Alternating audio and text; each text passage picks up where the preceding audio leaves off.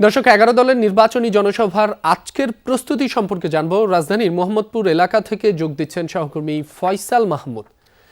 ফয়সাল, আপনি বর্তমানে যে এলাকায় রয়েছেন সেখানে জনসভার প্রস্তুতি কেমন দেখছেন? নেতাকর্মী সমর্থকরা জড়ো হতে শুরু করেছেন কিনা বিস্তারিত জানাবেন।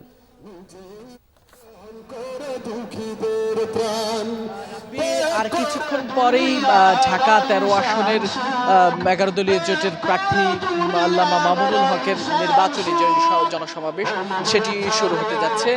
ক্লিংকার বেশি থাকলে সিমেন্ট বেশি খাঁটি। আনোয়ার সিমেন্ট। ইতিমধ্যে নেতাকর্মীরা বিভিন্ন জায়গা থেকেও আসতে শুরু করেছেন। হয়তো আর কিছুক্ষণ পরপরই আনুষ্ঠানিকভাবে আজকের যে জনসভাটি রয়েছে সেটি শুরু হবে। ইতিমধ্যে নেতাকর্মীরাও আমরা দেখছি ছোট ছোট মিছিলে বিভিন্ন ওয়ার্ড থেকে বা বিভিন্ন এলাকা থেকে নেতাকর্মীরা আসতে শুরু করেছেন। আজকের এই জনসমাবেশের প্রধান অতিথি হিসেবে উপস্থিত থাকবেন বাংলাদেশ জামায়াতে ইসলামের আমির ডাক্তার শফিকুর রহমান। তিনিও আসবেন, তিনি বক্তব্য রাখবেন এবং সেই সাথে ১১ দলীয় জোটের যে আগামী দিনের নির্বাচনী ভাবনা, তাদের যে ভবিষ্যৎ পরিকল্পনা রয়েছে নতুন বাংলাদেশ নিয়ে, সেই সব বিষয়ে তিনিও তুলে ধরবেন। সেই সাথে তাদের যে ইনসাফের বাংলাদেশ গড়ার যে তাদের স্বপ্ন, সেটি নিয়ে তাদের যে পরিকল্পনা সেই বিষয়ে তারা বিস্তারিত তুলে ধরবেন আশা করা যাচ্ছে এখান থেকে। এর পাশাপাশি আজকের এই নির্বাচনী জনসমাবেশে বিশেষ অতিথি হিসেবে উপস্থিত থাকবেন এনসিপির আহ্বায়ক, জাতীয় নাগরিক পার্টির আহ্বায়ক নাহিদ ইসলাম, যিনি ঢাকা ১১ আসন থেকে নির্বাচন করছেন।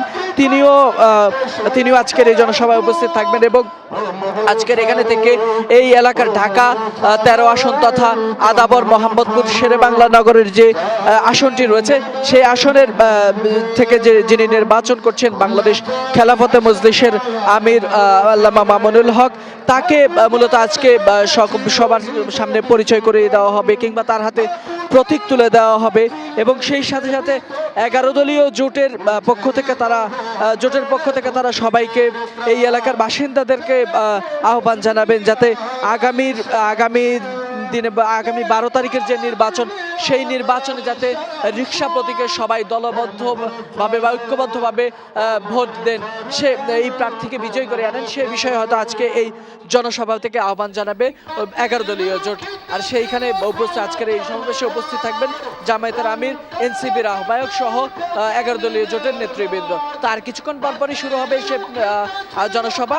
সেখানে আর হয়তো ঘণ্টাখানিকের মধ্যে কেন্দ্রীয় নেতৃবৃন্দ এসে উপস্থিত হবেন। তখন আমরা এখানকার সর্বশেষ পরিস্থিতি আবার আপনাদেরকে জানাতে পারবো। রাব্বি, সেই তথ্য আপনার মাধ্যমে দর্শকদের জানিয়ে দিব। ফয়সাল, আপনাকে ধন্যবাদ।